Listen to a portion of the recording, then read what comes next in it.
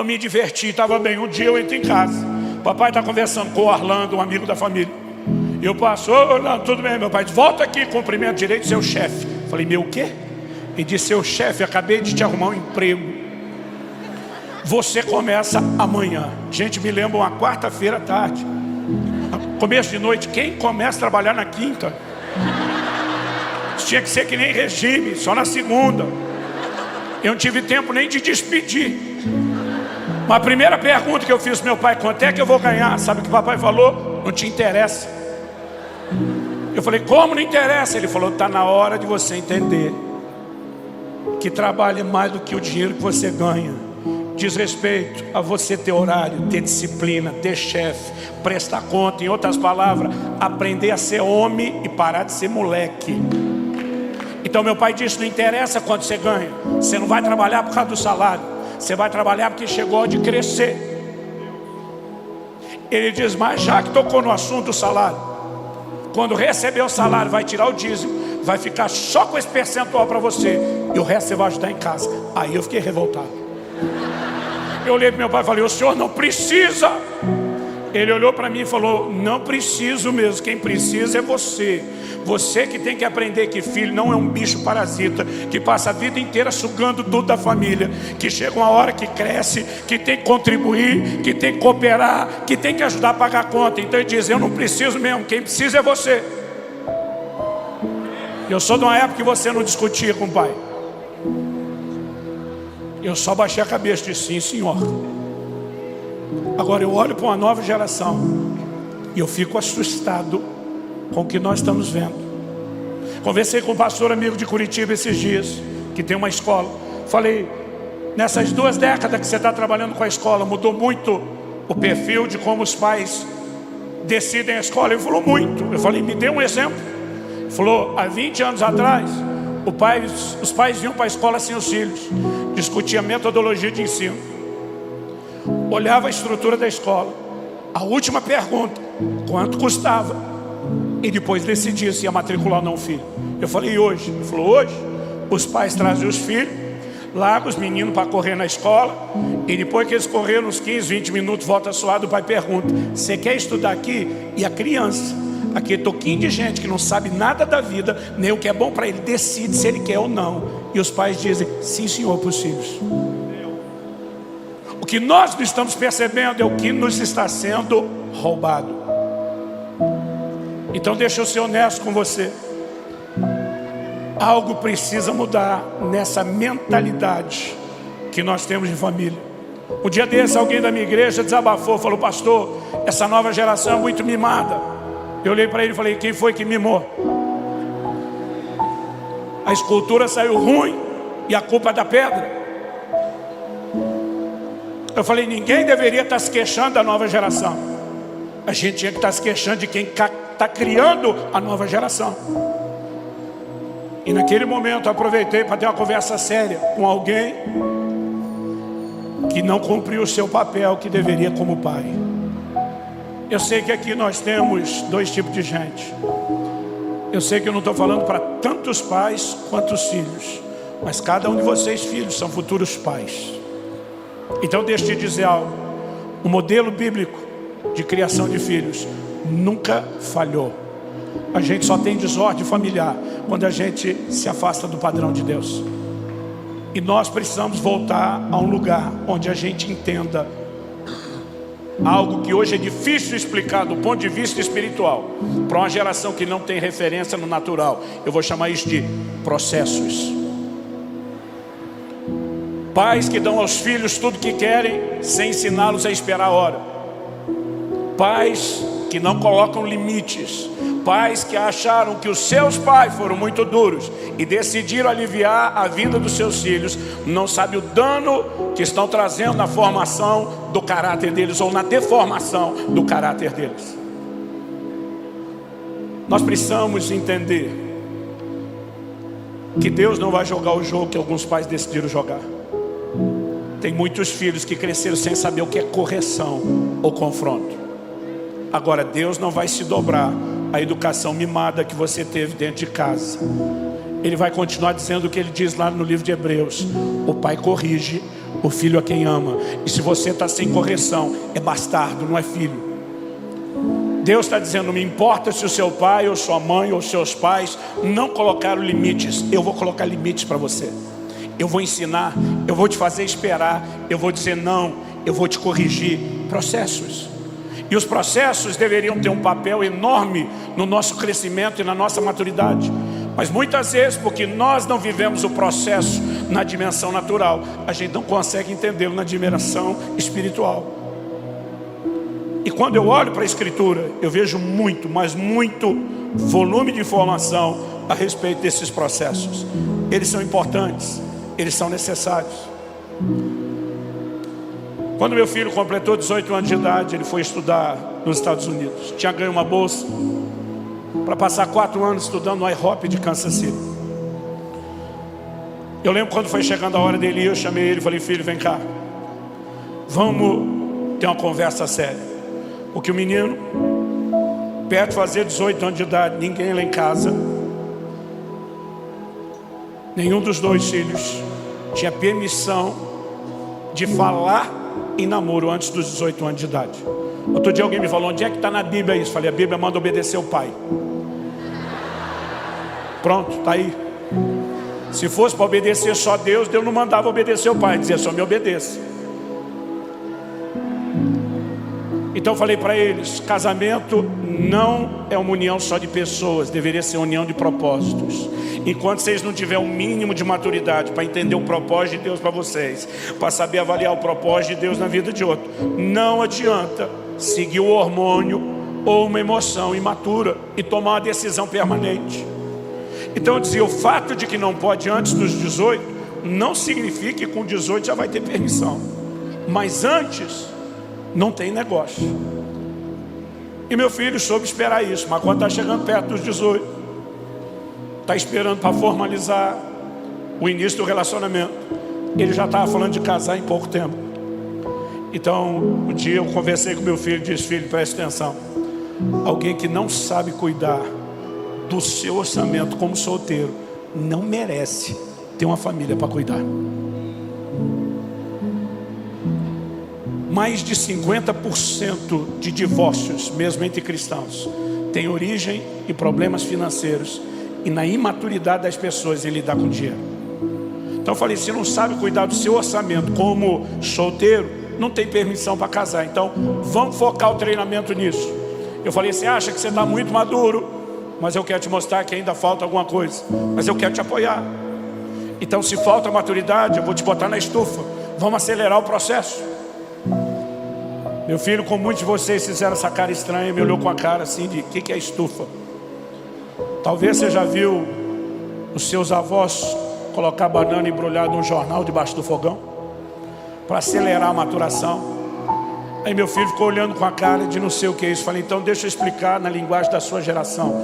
Vai ser eu batendo na sua cara e dizendo 02, pede para sair. E vendo quanto é que você aguenta. Eu falei, você está disposto a jogar o jogo? Ele falou, eu estou. Eu falei, você não sabe a intensidade.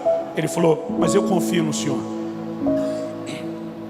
Ele falou, o senhor não vai exigir de mim nada que eu não consiga acompanhar. Eu falei, então vamos lá, sua primeira lição, tem que aprender a cuidar do orçamento. O que você ganha por mês do seu trabalho à distância, na hora que faz a conversão para o dólar, sumiu, não é nada. Ah, mas tem um mantenedor que Deus levantou para me abençoar. Legal, também não supre o seu orçamento. Sentamos, fizemos as contas, o que era o orçamento mínimo para sobreviver no modo estudantil. E ele falou, falta. Ele falou, o senhor não me ajuda? Eu falei, claro que eu ajudo. Mas para te ajudar mesmo, eu só vou dar o básico para você sobreviver. Porque se eu tornar a sua vida muito fácil, eu lá na frente vou tornar a sua vida difícil. Então eu prefiro tornar a sua vida difícil agora para fazê-la mais fácil lá na frente. Então além de eu não te dar nenhum luxo, eu só te mando dinheiro no primeiro dia de cada novo mês. Então você faça a conta, vê o que é despesa fixa, o que é que sobrou para comer. Se vai pegar o que sobrou, dividir por 30 e todo dia só come aquilo. Falei, eu prefiro comer 4 dias mal e no quinto lavar a alma. Mas cada um faz do jeito que quer. Não me importa como você vai fazer o seu orçamento, só não me peça dinheiro antes de virar o mês. Tá bom. Eu falei, tá bom não, repete o que eu falei. Repetiu. Falei, você sabe quando seu pai fala, é que nem diz a Bíblia, o decreto dos reis da Média e da Pérsia, é irrevogável, não tem volta. Você está entendendo, filho? Estou entendendo. Primeiro mês, beleza. Segundo mês, beleza. Final do terceiro mês, a gente falava todo dia no WhatsApp. Mas faltavam 3 dias para terminar o mês, a conversa começa diferente. Já levantando aquela bandeira vermelha para qualquer pai. Ele começa dizendo assim, então pai. Digo, então o que, meu filho?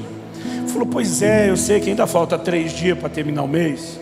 Mas o senhor não pode me adiantar o dinheiro do próximo mês? Eu falei, não posso não. Ele falou, o senhor está sem dinheiro? Eu falei, claro que não, filho, o dinheiro está parado na conta. Então por que não pode mandar? Eu falei, porque não é a data, é só quando termina o mês. Mas pai, só falta 3 dias. Eu falei, te digo mesmo, só 3 dias você espera. Eu falei, pai, na verdade é que o meu dinheiro acabou. Eu falei, filho, eu suspeitei isso desde o início, mas o problema é seu, não é meu. Papai falou para você se organizar. Pois é, mas não tem jeito. Eu falei, não tem jeito. Ele falou, pai, o senhor não está entendendo a gravidade. Eu falei, então me esclareça a gravidade. Ele falou, eu não tenho o que comer. Eu não tomei café da manhã hoje, eu não almocei. Eu não tenho o que comer nesses 3 dias. Agora olhe para cá. Diante de Deus, sabe o que eu falei para ele? Jejua. Falei, você já fez pelo menos 2 jejuns de 3 dias na água e não morreu. Não é agora que vai morrer. Pai, o senhor está de brincadeira? Falei, diante de Deus, não estou não. Pai, falei, jejua. Falei, já foi só a aula da sexta de manhã. Agora sábado, domingo não tem aula. Até a segunda o dinheiro chega. E se você não tiver força, fica deitado lá no chão da casa de oração. Os 3 dias nem sai de lá. Agora é lógico que a sabedoria nos ensina algo. Não falei nada para a mãe do menino. Esperei passar os 3 dias. Mandei o dinheiro, o menino comeu, sobreviveu. Aí fui dar notícia para dona Kelly. Falei, esse seu filho é uma bênção, hein? Minha mulher, e não é? Falei, não, é sério. Menino fez outro jejum de 3 dias na água. Aí minha esposa olha para mim e diz, glória a Deus. Aí a consciência pesou. Eu falei, eu preciso falar mais. Falei, tá certo que eu tive uma participação. Ela falou, você é um pai incentivador? Aí me doeu mais a consciência. Falei, dessa vez foi mais do que incentivo. Ela olhou como assim? Falei, eu mandei ele jejuar. Falou, não, quando você tem esses comandos de Deus, eu falei, não, bota Deus no meio não, mulher. Eu mandei porque eu quis. A mulher parou, olhou e falou, o que é que você não está me contando? Eu falei, eu estou contando a prestação. Quando eu falei que mandei o menino jejuar e que ia mandar o dinheiro, ela fez aquela cara de, você fez isso com o meu nenê? Eu falei, para de pensar e não ouse falar, porque ele não é mais nenê, ele é maior de idade, está falando em casamento. Aí eu falei, amor, mas na boa, até meu coração está apertado. Mas o Espírito Santo falou comigo, se você amolecer na primeira, ele vai folgar todo mês. Ensine ele, faça ele crescer e se tornar homem. Eu falei para ela, então nesse momento eu preciso que você confie em mim.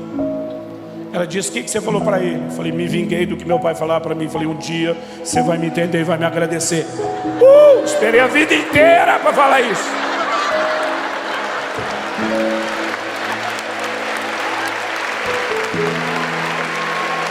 Você está aplaudindo que não foi você que jejuou, mas tudo bem. Depois do jejum, eu falei, filho, nunca mais você vai descuidar do seu orçamento. Ele falou, nunca mesmo. Falei, próxima lição. Se você fez tudo certinho no seu orçamento e de repente algo fugiu ao controle, assim, um imprevisto, ele falou, aí posso te ligar? Eu falei, também não. Eu falei, a segunda lição que você tem que aprender. Quantos milagres de provisão você viu dentro da sua casa enquanto crescia? Ele falou, muitos, pai. Eu falei, pois é, está na hora de você descobrir o seu Deus e não só o Deus do seu pai. Então não importa se você fez tudo direitinho, faltou, não me liga, vá se resolver com Deus. 2 meses se passaram depois do jejum compulsório. O dinheiro dele acabou 2 dias antes de terminar o mês. Primeira coisa que ele pensou, quem jejua 3, jejua 2. Mas ele ficava lembrando do que eu falei. Está na hora de você conhecer o seu Deus. E ele um dia estava na casa de oração. Ele começou a orar e dizer: Senhor, eu não quero jejuar hoje na marra, não. Eu tenho feito isso por amor ao Senhor, mas hoje eu não quero, não. Eu quero ver o que o Senhor pode fazer. E ele começou a orar e orar e orar. Enquanto estava orando, o Espírito Santo falou ao coração dele e disse: vá para a cafeteria. Ele pega a fila da cafeteria sem dinheiro para gastar. As pessoas vão sendo atendidas uma a uma. Quando chega o último, ele seria o próximo da fila. O cara terminou o pedido, vai pagar, o cara para, olha para o meu filho e fala para o caixa alto para ele ouvir disso: o que esse menino pega hoje aqui é por minha conta. Eu teria dado glória a Deus, mas sabe, meu filho falou: não, que isso? Falei: meu filho, você na fila sem dinheiro, esperando milagre, e você disse que não. Ele falou: pois é, foi o susto. Eu falei: mas me diga que o cara insistiu. Ele falou: pai, o cara insistiu. Eu falei: aí você aceitou? Ele falou: também não. Eu falei: a primeira foi o susto. E a segunda negação? Ele falou: pai, o menino era um africano. Eu falei: preconceito? Ele falou: não, pai, os brasileiros africanos aqui disputam quem são os mais quebrados. Ele falou: pensei, ele deve estar que nem eu, sem aula do meu pai. Está gastando o que não pode, depois vai faltar para ele. Mas ele falou: pai, o cara insistiu tanto que eu, constrangido, falei: então me dê um copo de café. Aí falou: você não veio aqui só para pegar um copo de café? Não, o café tá bom. Não, Aí o cara falou: não vou perder tempo com você. Falou pro funcionário: o que ele gosta de comer quando vem aqui? O cara apontou e falou isso. Ele falou: me deu um. Aí pagou, deu o café e o lanche para Israel. Pegou o troco, botou no bolso dele e falou: isso é o que Deus falou com você agora há pouco na casa de oração. A fé do menino surtou. Ele enlouqueceu de fé depois desse dia. Em um ano que ele ficou lá no câncer, ele teve umas 3 dessas, de entrar na fila sem dinheiro e ver Deus fazer algo. Por que eu estou te contando isso? No início do ano passado, meu filho me liga. E um dia ele fala: pai, estou te ligando para te agradecer. Eu falei: agradecer o que, menino? Tu me deve muito. Ele falou: lembra do jejum compulsório? Eu falei: lembro. Sua mãe mais do que eu. Ele falou: o senhor disse que um dia eu ia te agradecer. Eu estou ligando para te agradecer. Ele falou: pai, se você tivesse me poupado do desconforto do processo, o senhor teria me poupado da maturidade que veio depois. Ele diz: o senhor me ensinou a ser um homem e cuidar da minha família, mas o senhor também me ensinou a ser um homem de Deus. Quando meu filho foi casar, ele tinha um furo de $500 no orçamento. Eu falei: como é que você vai fazer? Porque eu não vou te bancar. A Bíblia diz: deixará o homem seu pai e sua mãe, se unirá à sua mulher, nós vamos cortar o cordão umbilical. Eu falei: como é que você vai fazer? Ele falou: pai, Priscila, porque ele estava com visto de estudante, não podia trabalhar, era ilegal. Ele falou: a Priscila tem cidadania, eu vou conseguir meu green card, eu vou poder trabalhar. Eu falei: isso aí pode levar mais de 6 meses. Ele falou: eu tenho uma reserva para segurar até lá. Eu falei: filho, ele falou: pai, o senhor já me ensinou, agora é minha vez, não se preocupe. Ele foi para a lua de mel. Quando voltou, ele me liga e diz: pai, o pastor da igreja da Priscila me fez uma proposta para cuidar dos jovens e adolescentes. Me ofereceu um salário de $2.500 por mês. Eu falei: que bênção, filho. Ele falou: pois é, mas eu falei para ele que só aceitava se fosse como voluntário. Eu falei: você o que, menino? Falou: falei para ele que só aceitava como voluntário. Falei: você tem família agora? Foi o pastor, me falou a mesma coisa. Falei: já te ocorreu que eu e ele estamos certos? Ele falou: pai, o senhor mandou vir para essa nação com a mentalidade de dar e não receber, lembra? Falei: lembro. O senhor me ensinou a ser responsável, mas também me ensinou a crer em Deus e ouvir o Espírito Santo, lembra? Falei: lembra. Ele falou: então eu sei o que eu estou fazendo, e eu vou dizer para o senhor que eu falei para aquele pastor: assista de perto o que é que Deus vai fazer na minha vida e você vai se surpreender. Eu pensei: criei um monstro. Falei: sua esposa está de acordo? Ele falou: tá, deixa eu falar com ela. Falei: Pri, você está de acordo? Ai, pai, é como se a gente tivesse ganho na loteria. Eu falei: você se merece. Nessa hora eu entendi as dores de barriga que eu dava nos meus pais quando eu dava meus passos de fé. Aquele mês, meu filho postou uma canção no canal dele no YouTube. E naquele ano, aquela canção teve 50 milhões de visualizações. A canção puxou o canal dele. E para resumir, até hoje, ele continua voluntário no ministério. E quem banca ele para pregar é o Google. Eu vi tanto milagre acontecer na vida financeira desse menino nesses 2 anos. E ele me liga e falou: pai, se você tivesse me poupado do desconforto do processo, eu teria sido roubado do que eu estou vivendo em Deus. E o Senhor foi homem o suficiente para não me poupar. Eu estou ligando para te agradecer. Nessa hora, enquanto ele falava comigo, o Espírito Santo me disse: comece a ensinar a respeito dessas coisas em larga escala para a igreja. Eu falei: filho, qual foi o seu sentimento? Nós nunca conversamos sobre isso. Você ficou com raiva? Ele falou: pai, raiva é uma palavra muito forte. Eu fiquei indignado. Eu falei: qual foi o sentimento? Ele falou: a primeira coisa que eu pensei: que tipo de pai se recusa a dar comida para o filho? Eu falei: você não pensou que tipo de filho não ouve o pai? O conselho do pai para cuidar do orçamento? Ele falou: não, eu só me fiz de vítima. Eu falei: mas e aí? Ele falou: pai, o sentimento não durou muito. Porque eu lembrei que o Senhor sempre dizia que a gente não pode avaliar um time por uma partida, tem que ser o campeonato todo. Então eu parei para pensar e falei: eu não entendo o jogo de hoje do meu pai, mas qual é o histórico do meu pai?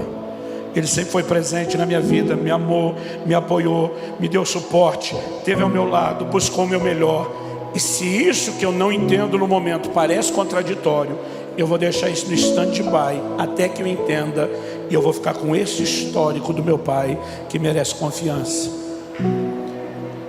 Enquanto ele falava isso, o Espírito Santo falou de novo comigo: ensine a respeito disso também. Eu e você precisamos entrar no lugar de confiança em Deus. Porque essa nova geração que não é submetida a processos, quando o próprio Deus começa a tratar conosco, a gente começa a espanar. Porque a linguagem de quem não teve limites, de quem não foi exposto a processo, de quem foi poupado de tudo, quando começa a passar em Deus, é como se o céu estivesse bradando: eu não amo você, eu não me preocupo com você, quando a mensagem é exatamente o contrário. A nova geração não consegue entender textos da Bíblia como Tiago 1, de 2 a 4. Meus irmãos, tende por motivo de grande alegria, não só alegria, grande alegria, o passardes por várias provações, porque a prova da vossa fé produz experiência, produz perseverança, para que vocês sejam perfeitos, completos, maduros, não faltando em coisa alguma. Mas a falta dos processos não nos permite enxergar um Deus que trabalha com processo. Se eu e você queremos viver a plenitude de Deus, nós vamos ter que crescer. Se nós queremos crescer, nós precisamos não só de tempo, mas de processos. E Deus é perito nisso. Quem está entendendo, diga amém. Quem está com raiva de mim, diga amém. Às vezes as mães estão presentes e com raiva.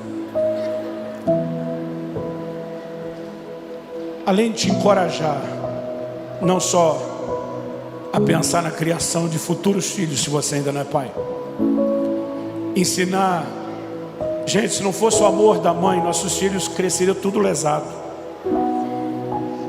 Mas sem a firmeza de um pai, eles vão crescer todos descompensados. Deus deu 2 coisas importantes para se equilibrarem. Mas eu não quero falar apenas do ambiente familiar. Eu estou falando da necessidade de resgatarmos algo que nos ajude a entender a maneira como Deus trata conosco. Quando Deus me levou a plantar a primeira das nossas igrejas, Comunidade de Alcance, depois de 9 anos lá em Guarapuava, eu fui para a cidade de Irati. O Espírito Santo me mandou sair sem salário e me mandou levar mais 6 famílias. Pensa numa época tensa da minha vida. E hoje, se eu tivesse uma máquina do tempo para apertar um botão, voltar lá, todas as vezes que eu voltasse, eu escolheria passar aquilo tudo de novo. Porque pensa, é algo que me fez crescer, que forjou a minha fé. Eu podia virar à noite te contando as coisas que Deus me aprontou nas últimas décadas, as fogueiras que Ele me jogou, as circunstâncias que Ele permitiu passar. Mas hoje eu estou que nem meu filho o tempo todo dizendo: muito obrigado. Se o Senhor tivesse me poupado do desconforto do processo, teria me poupado da maturidade do que eu estou vivendo hoje. Muito obrigado. O que eu e você precisamos entender é que a fé se apoia no caráter de Deus. Enquanto a mulher de Jó dizia para ele: amaldiçoa seu Deus e morre, ele disse: você fala com uma louca. Deus é digno de confiança.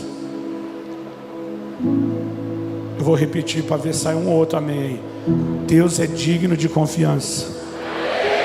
E nós podemos nos abandonar aos cuidados dele. Eu quero que você fique em pé para parecer que está acabando. Mas se possível, segure uns 2 minutinhos aí.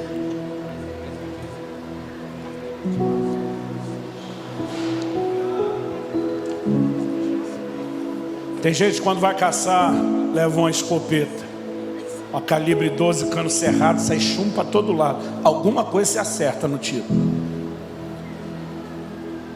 Hoje eu não vim dar uma de sniper, hoje eu vim atirar de escopeta. Algum pedaço de chumbo vai pegar em você. Alguma coisa do que nós estamos falando serve. Mas há um grupo específico aqui dentro que tem sentido que, usando a linguagem dos médicos, eu chamaria de as dores do crescimento.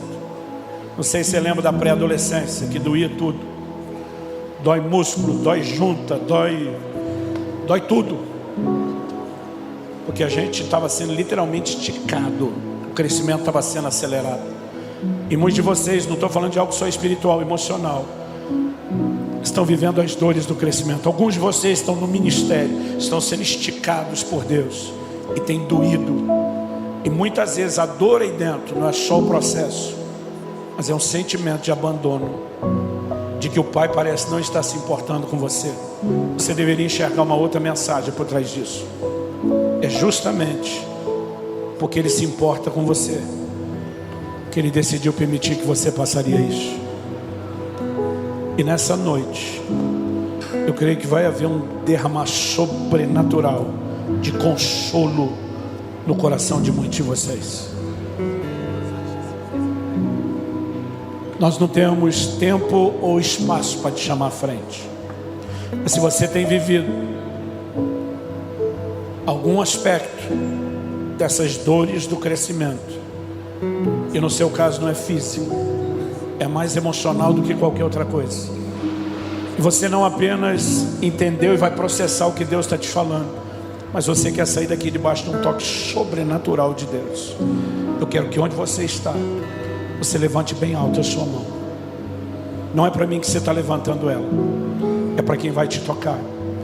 Enquanto uma canção é entoada, eu quero que você faça o que sentir no seu coração.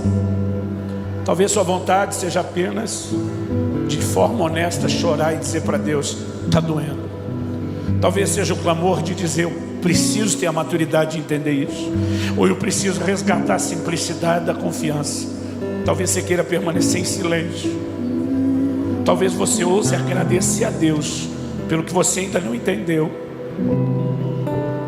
Mas acredite no que eu estou te dizendo. Nesses próximos minutos, algo sobrenatural vai acontecer dentro de muitos de vocês. Então fale com Deus. Você não precisa necessariamente acompanhar a música, mas sentir fazer isso, fica à vontade. Você não precisa necessariamente orar em voz baixa, pode ser em voz alta. Ou se prefira, talvez, em vez de orar em português, usar linguagem sobrenatural. Mas você que está lutando com nó na garganta aí, não lute. Esse choro não é um jogo emocional. Deus está mexendo em muitos de vocês, e essa noite terá resultados que só a eternidade vai nos mostrar. Fala com Deus e deixa Ele te envolver agora.